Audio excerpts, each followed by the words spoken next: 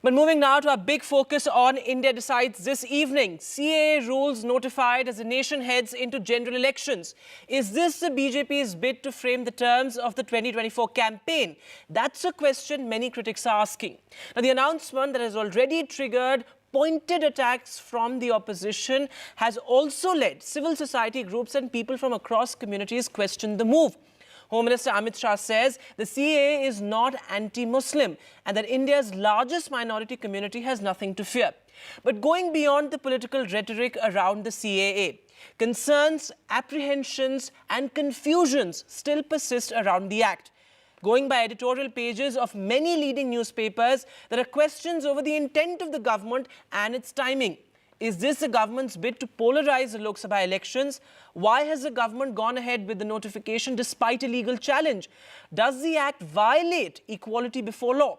Have the three neighbouring nations been cherry-picked to make it clear that this is one community that has been left out? Is citizenship being weaponized? From the Indian Express, the Hindu to the Telegraph, these are questions that editorials of India's top newspapers have raised.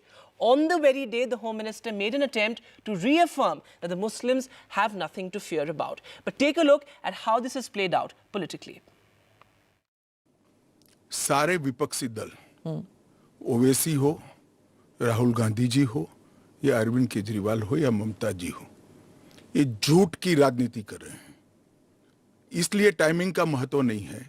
Bharatiya Janata party ने 2019 में अपने घोषणा पत्र में कहा है कि हम सीएए लेकर आएंगे और पाकिस्तान, अफगानिस्तान और बांग्लादेश के जो शरणार्थी है उनको नागरिकता देंगे. क्या तर्क है आपका? एंटी मुस्लिम कैसे है? जिस पर धार्मिक प्रताड़ना होती है इसको देंगे. मुसलमानों पर इसलिए धार्मिक प्रताड़ना नहीं हो सकती कि तीनों देश घोषित इस्लामी स्टेट है. कौन करेगा धार्मिक प्रताड़ना? कौन करेगा इस्लाम के अनुयायियों के साथ? ये तीनों देश घोषित इस्लामिक स्टेट इनके नाम के अंदर है, इनके संविधान में है. ഒരു നിയമമാണ് അത് കേരളം നടപ്പാക്കില്ല എന്ന് നേരത്തെ തന്നെ പ്രഖ്യാപിച്ചതാണ്. ഇപ്പോഴും അത് തന്നെയാണ് ആവർത്തിച്ച് പറയാനുള്ളത്. ആ നിലപാട് എല്ലാ തലത്തിലും ഉറപ്പിക്കാൻ സർക്കാർ പ്രതിജ്ഞാബദ്ധമാണ്.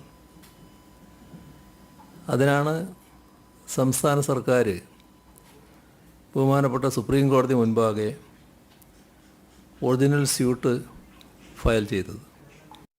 जो इतनी भारी संख्या में बाहर से आप पाकिस्तान, बांग्लादेश के लोगों को हमारे देश में लाके बसाना चाहते हो, उनको नौकरियां कहां से दोगे? उनके लिए नौकरियां कहां से आएंगी? अपने देश में इतनी गरीबी है, अपने देश में ऑलरेडी लोगों के पास नौकरियां नहीं है, घर नहीं है, उनको कहां से लाके बसाओगे? So, well, the political reactions, they're coming in. But on the show tonight, we aim to seek answers to the CAA question. Why is it a contentious law?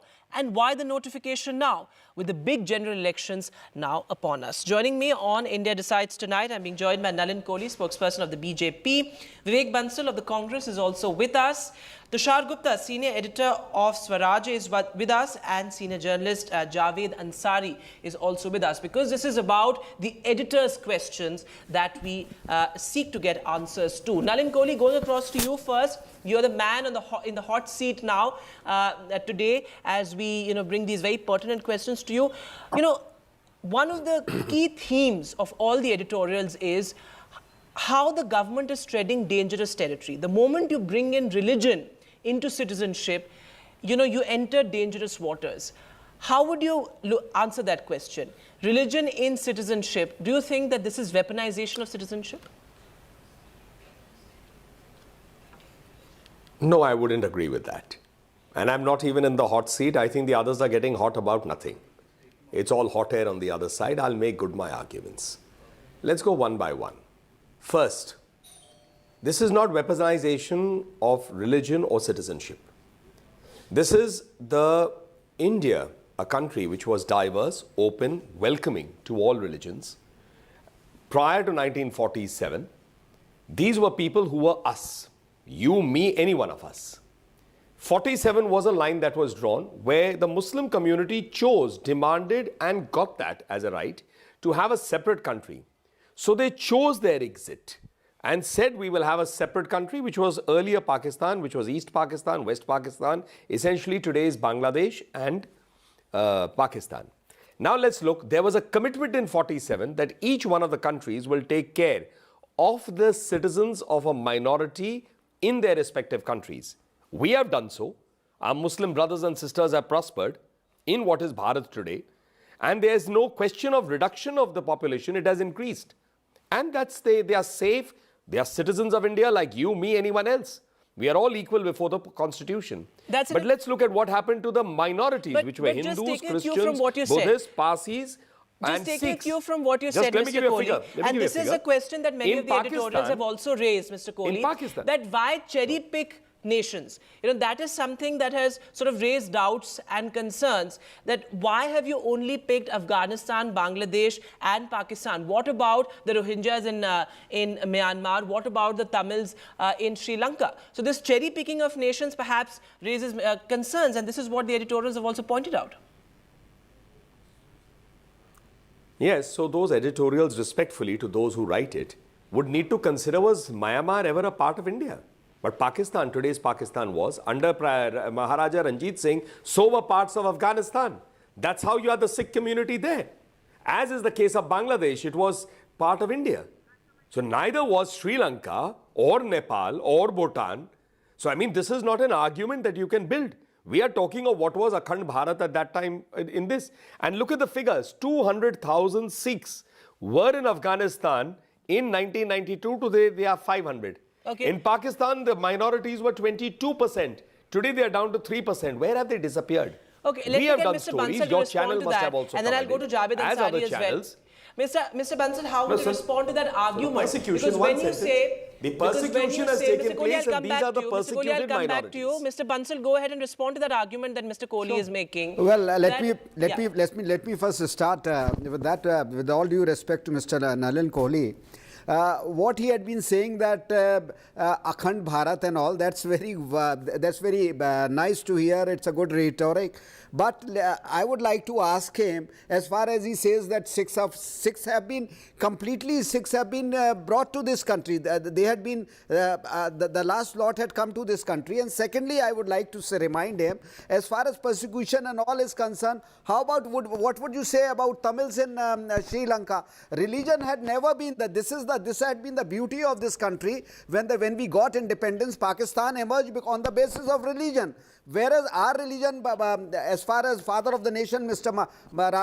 late Mahatma Gandhi was concerned, Pandit Jawaharlal Nehru was concerned, Maulana Abul Kalam Azad was concerned, they had, this religion had not been the basis. Our constitution does not discriminate on the basis of religion. Whereas this notification in itself is a highlighter to the fact that constitution is being... That's a fair point. Constitution is being disrespected. That's a fair point. Mr. Kohli, go ahead and respond to that, because, the Article 14 question is always going to be asked of you. This law in its essence, does it violate Article 14 and equality before law? Because this is the first time a religious litmus test has been, brought into the question of citizenship.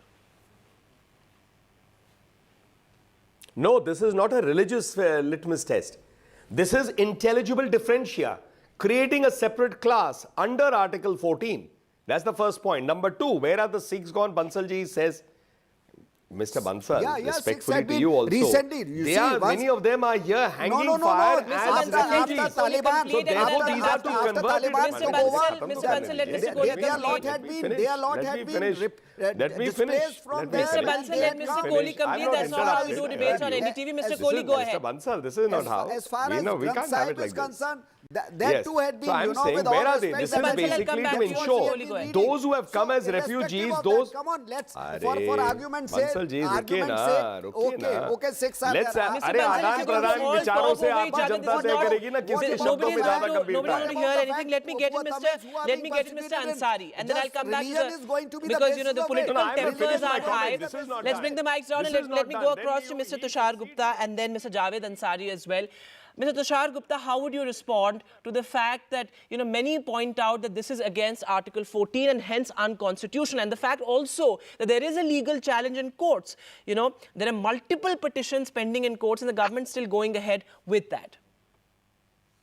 There were petitions against Article 370 as well. What happened to them? All bogus.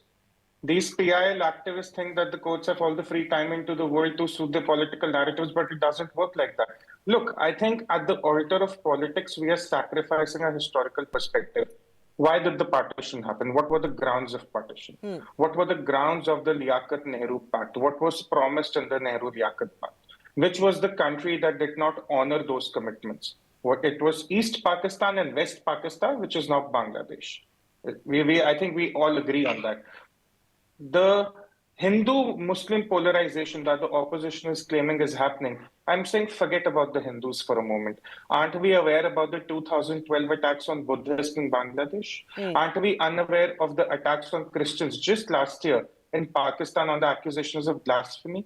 Haven't we seen where the Parsis have been reduced to in Karachi? And ironically, the first mayor of Karachi was a Parsi. Where are the Parsis today? Fair. You want Let to talk about... No, hold on. Let me get to Mr. Javed Ansari and then I'll come back to you, Mr. Gupta. Mr. Javed Ansari, does the onus not lie on all of us to make sure that there is no false narrative? Because, this time and again linking the CAA to the NRC, which the government has clarified that for now the two have no links, and perhaps also talking about how this could potentially take away citizenship, whether the government says that this is not about taking away citizenship but granting citizenship. Do you think that these narratives accentuate the fears of our minorities in India, particularly the Muslim community? Yes, but the responsibility lies with the decision makers. Primarily, the responsibility lies with the decision makers. And now, as to the fact is that about my good friend, Mr. Naril Kohli, who I respect immensely, I have abundant affection for him. He says that these were part of Akhand Bharat. Was POK not part of Akhand Bharat? And are people there not being persecuted? What happens to those who want to come back to India, who want to join the who come back to India and join the mainstream? So our doors are shut to them. Is it not a fact that in Pakistan, Ahmadiyyas and Qadianis are being brutalized? Is it not a fact that in Myanmar, people in the thousands have been brutalized, killed, raped, maimed, and they've had to seek refuge in other countries? What happens to that? My objection to this is that for the first time, there's been a law which differentiates on the basis of religion. If you talk of Akhand Bharat, then is POK, or do they consider POK out of the pale of Akhand Bharat? Those are fair questions, and let me get Mr. Kohli to respond to that. And also, let me expand the scope of the debate to also talk about the timing. Because, Mr. Kohli, many have questioned as to why the government decided to bring the law or sort of notify the rules right ahead of general elections when you saw the passage of Parliament more than 3 years ago. Many would question, the timing. And, of course, as the Telegraph also puts it very articulately, that the CAA augments the BJP's position as a party that benefits from polarization. Your response, Mr. Kohli? So I'm making one position clear. I don't like to heckle anyone, but if I'm heckled this time to the detriment of my answer, I'll heckle into the answers of Mr. Bansal. So let's respect the rules of the debate. Otherwise, we'll follow the ones he wants to set. Go ahead. Let me first answer what Javed Bhai has said. The first part is that he has raised questions with, say, the Ahmadiyyas. They are minorities within the Islamic religion or within Islam. And they have multiple choices globally to select. They can go anywhere in probably 50 plus countries which follow Islam, and they have that choice. Whereas there is no Sikh country, there is no Hindu country in the world. There are multiple Christian countries, people have that choice too. So therefore, these are citizens of India who were there. And when Pakistan was created, and it was created on a Hindu-Muslim divide, if I may call it, then the Muslims were collectively choosing to be there. And therefore, I have to distinguish with it. When I already pointed out that Myanmar was not part of it, Javed Bhai, or even the Tamilians, Sri Lanka wasn't, then we are expanding this to a question of refugees versus getting the choice to come into the country.